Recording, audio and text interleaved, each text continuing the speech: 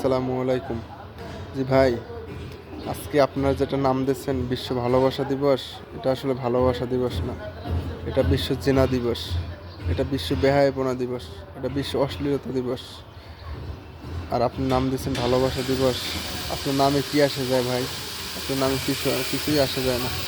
জিনার মতো একটা কবিরা গুনাহ হইতেছে আজকে।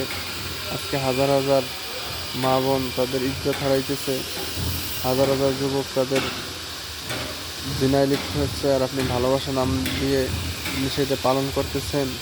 এটা আসলে আপনার নকশের ধোঁকা, পশ্চিমীদের পাতা ফাঁদ।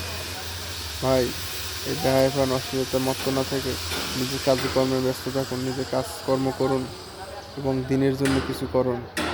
আরে ভাই, যেখানে জীবনই স্থায়ী না সেখানে এই যৌবনের কথা আর কী বলবো।